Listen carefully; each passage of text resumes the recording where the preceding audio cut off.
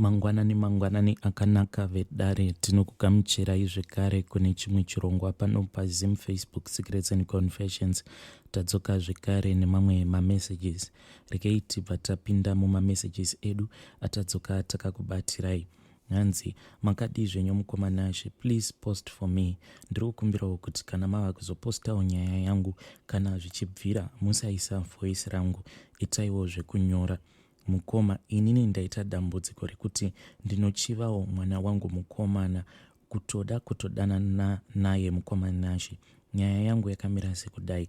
Inini ndakaita vana vangu 3, vasikana 2 nemukomana mumwe chete. Uyo mukomana ndiye wenumber 2. Inini mukoma, murume wangu akashayika kare kana ndakatarisa izvezvi patova about 8 years murume wangu ashayika. Kubva zvakazoshayika murume wangu, handina kana kuzomboda kupinda mukudanana nevarume zvekare, nekuti ndainge ndichida kuchengetedza vana vangu.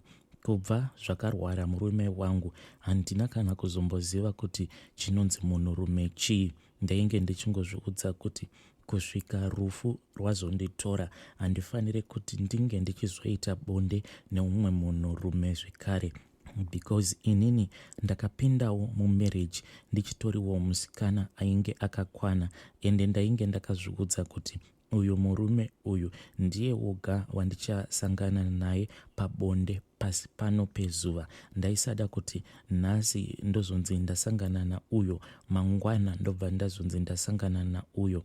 Asi sezvisinei, Mwari vakazongoita sekuda kwavo ndokubva vazonditorera murume wangu.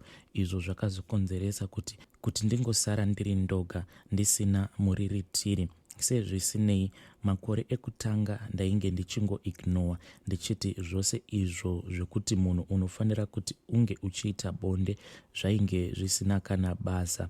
Asi nekuzofambawo kwenguva mukoma, ndainge ndava kunzwawo kuti zvino nyama dzangu dzainge dzava kutanga kubvumira dzichidawo munhurume. Asi ndakambozama kushinga, asi kana bhodhi yako yava kuda munhurume panoti netsei. Pandakaona kuti panapa ndainge ndatova pedyo nekuti ndinge ndichikurirwa nebhodhi yangu nemafeelings ose andainge ndava kunzwa, ndakabva ndati zano nderipi mukoma. Inini ndakabva ndazotanga kuita zviya zvekupota ndichiona mavideos. Ndaiti kana ndikawanawo data rangu ndobva ndagara ndadownloada mavideos awo andinenge ndichida, ndobva ndachengeta mavideos aya ndichizoti paya kana ndiri ndoga kana vana vasipo pamba ndobva ndazvibatsira zvangu ndiri mubedroom mangu. Zvinhu izvi mukoma zvakazotanga kundinakidza chaizvo zvekuti ndakabva ndaona kuti neizvi zvandainge ndadziidzira painge pasisina kana basa, nekuti ndinge ndichizotsvaka munhurume because ndainge ndava kuzvikutsa. Ndakatanga kuexperimenta with different toys mukoma, kusvika ndazototengawo chimwe chitoyi chiya chinenge chichiita kunge nhengo yemunhurume. Ipapo mukoma ndakabva ndati zvangu zvainge zvatoita. Asi nekufamba kwenguva mukoma, chinhu chakazotanga kundivhundutsa ndechekuti ndaiti kana ndikatanga kuona mavideos iwawo paya pandinenge ndichitanga kuita bonde, hongu kune vamwe vanhurume avo vemunharaunda kunyange zvangu ndainge ndisingambovadi, but panguva iyoyo pandinenge ndichiita bonde pane kamwe kapfungwa kaizopinda mandiri.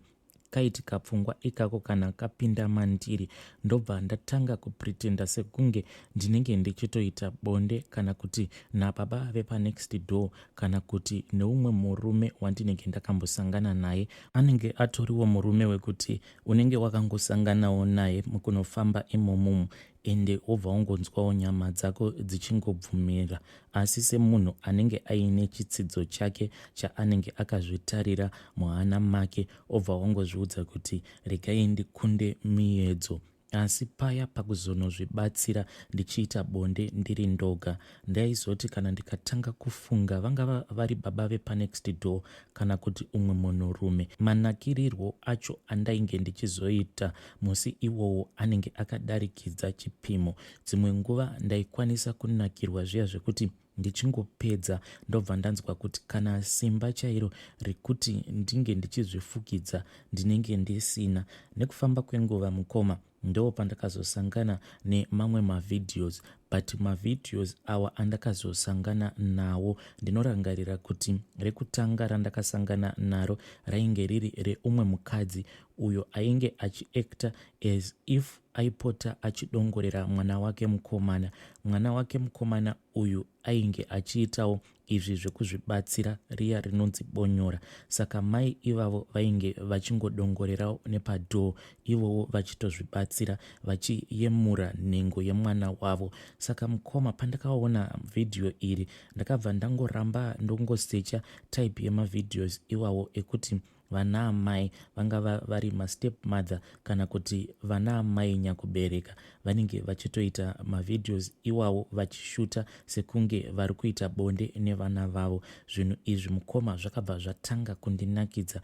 Ndainge ndava kuti paya pandinenge ndichizvibatsira ndobva ndatanga kuona chiso chemwana wangu mukomana sekunge ndinenge ndichitoita bonde naye. From there on mukoma ndo zvandainge ndava kutoita zvekuti dzimwe nguva paya pakunopedza ndinotoita sekunge ndichadanidzira zita rake kuti ndinyanyise kunzwa kunakirwa. Handizivi kuti chinondigara chimbori chii.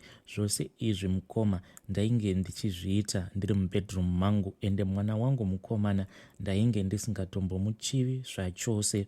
Sezvisinei mwana wangu mukomana ndokubva azomboenda kuSouth Africa kunoshanda, akabva azogara ikoko kuda kwe2 years asina kudzoka kumba. Apa ndainge ndava kungomusuwa mwana wangu iyeye. Ndo pandakabva ndazoona kuti iko zvino ndainge ndatova nemafeelings naye chaiye mukoma.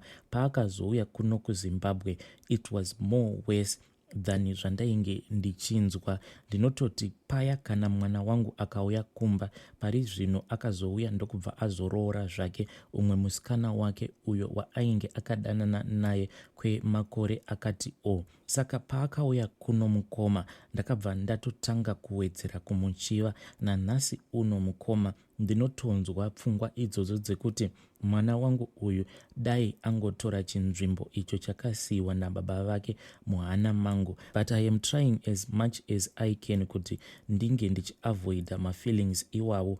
Hongu pandinenge ndichizvibatsira I pretend as if ndinenge ndichitoita bonde nemwana wangu uyu mukomana, asi physically mwana wangu uyu mukomana handisati ndambomurakidzira kuti inini pane zvandinomunzwira like feeling yekuti ndinge ndichisangana naye pabonde, because ndinotya kuti kana ndikagara ndamurakidza kuti ndizvo zvandinomunzwira iye angasarohwawo nehana here. Ndakatombozama kuti ndinge ndichiendawo kune vamwe madzibaba. Pandakaenda kuna madzibaba ivavo handina kana kumbogara ndavaudza kuti iyi ndiyo nyaya yandainge ndafambira kwavari. Ndakangoita sekunge pane zvimwe zvandainge ndafambira mukoma. Please ndiri kukumbirawo kuti munge muchindiposterawo nyaya yangu, mundibvunzirewo kuti mweya uyu unopota uchindigara mweya wakaita sei ende ungadzingwawo sei. Ndibvunzireiwo kana kuinewo vamwe vakadzi vakambosangana nezvinhu zvakadai kuti unotonzwa feeling yekutochiva mwana wako. Ende ndinotomuimagina pandazokusenderai audio iyi mukomanashi inhau yekuti now kunyange kuhope kwangu mwana wangu ava kutopota achindishanyira, ende pose paanouya kuhope kwangu ndinotonzwa ndichitofara ndichitonakirwa naye. Please ndibatsireiwo mukoma, because nefeeling randiri kunzwa handidi kuzoita amai benzi avo vekuzoti ndinozogumisidzira ndazotodudzira kumwana wangu kuti izvi ndizvo zvandinonzwa pauri. Please assist me ndisati ndanyanyisa kuenderera mberi. Vedare ndo message yandakatumidzirwa ichibva kuna vanzvadzi vedu. Zvakangooma hazvo vedu we, asi please ngatitaurei navo mucomment section. Awa ndo anonzi makuna chaiwo. Regai tibva taenda panyedu inotevera.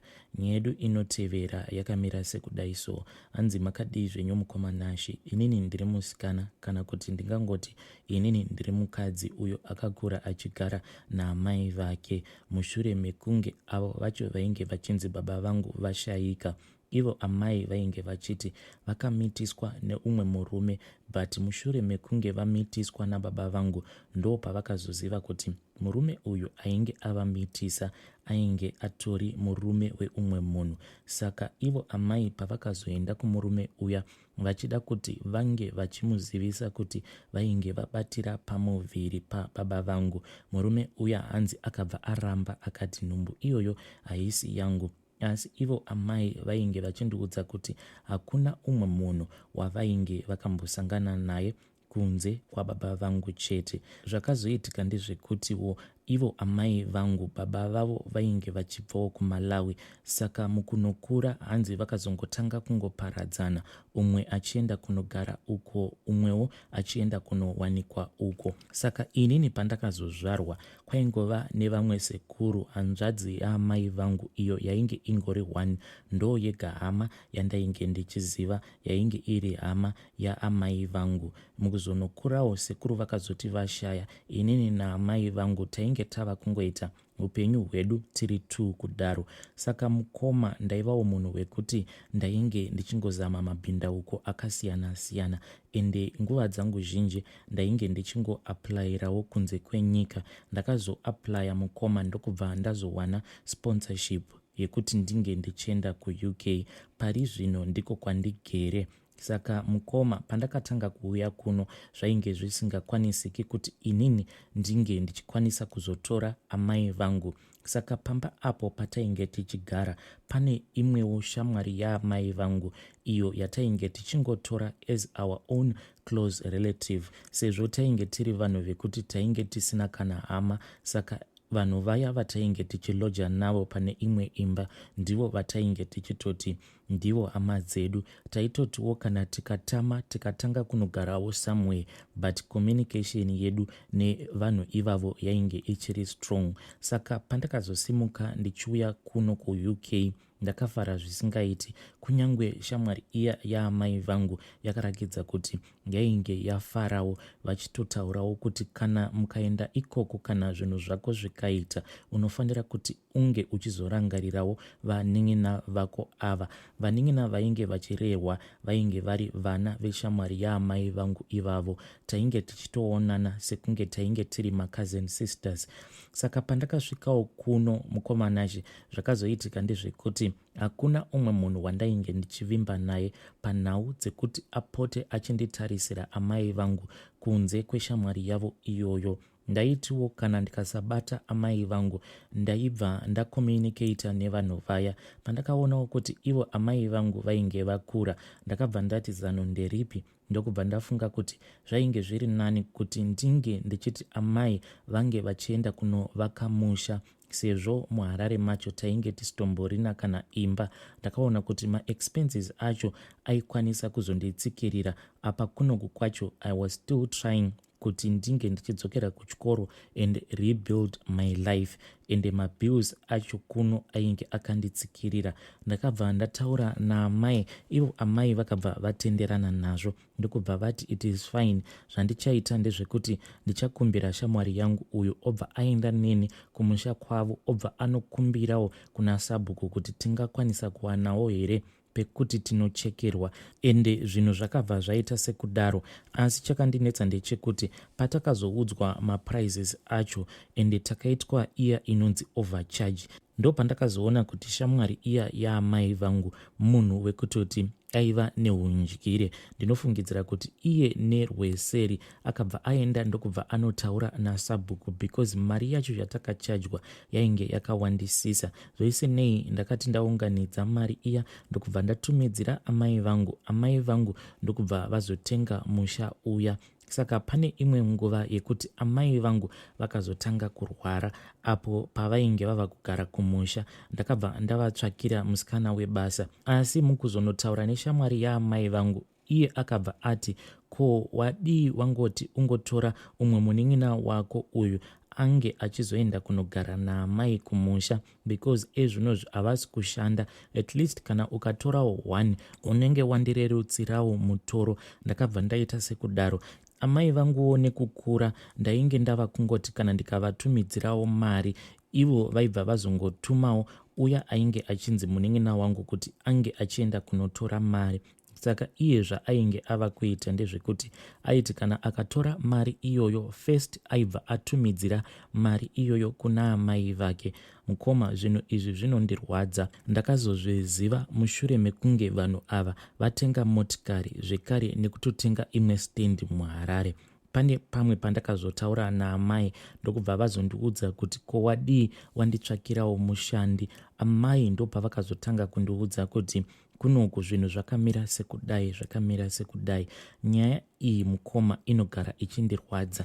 Ende pandakanzwa nyaya iyi ndakachema zvisingaiti kuti shuwa nemashandiro andainge ndichiita vanhu ava vakabva vashandisa mari yangu ndokubva vatotenga stendi nekutotenga motikari.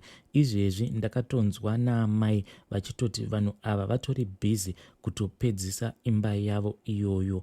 Asi chandinoziva mukoma ndechekuti kunyange zvavo vanhu ava vakashandisa advantage, but pamba ipapo mukoma, kunyange ndikanzi zuva randinofa, pamba ipapo hapafi pakagarika, because imba iyoyo as far as I know, imba iyoyo ndeyangu. Pamba ipapo kunyange ndikanzi ndafa, I will make sure kuti ndinomuka chipoko chete inini. Zvinhu izvi mukoma zvinondirwadza. Chinondirwadza mashandiro awo andainge ndichiita ndisingazivi kuti vanhu ava vainge vachitondishandisirawo advantage.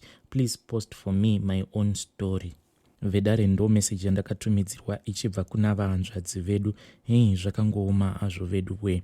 Kana kuri kunzi munenge muinewo nyaya yenyu yamunenge muinayo, let's say munenge muri based overseas, mungava muri kuJoni, Mozambique kana Zambia, Namibia or Botswana, kana makambosanganawo neissue iyoyo yekuti mainge muchitumirawo mari kumusha, mungava makadyirwa mari iyoyo nemunhu weukama kana kuti shamwari, please uyaiwo kuinbox kwangu, then mobva mandipa nyaya yenyu tobva tazoshare nyaya iyoyo pano paplatform. Zvinokwanisa kuzobatsira umwe munhu mangwana anenge atori in the process yekuti ange achitenga kana kuita zvimwe zvinhu zvihombe, but kumberi kwazvo achizonodyirwa mari yake. Saka munongouyawo nezvamakasangana nazvo kuinbox kwangu tobva tazozvishare pano. Vedare ndo mamessages andanga ndakakubatirai. Ngatitsanganei zvekare mune zvimwe zvirongwa zvinotevera.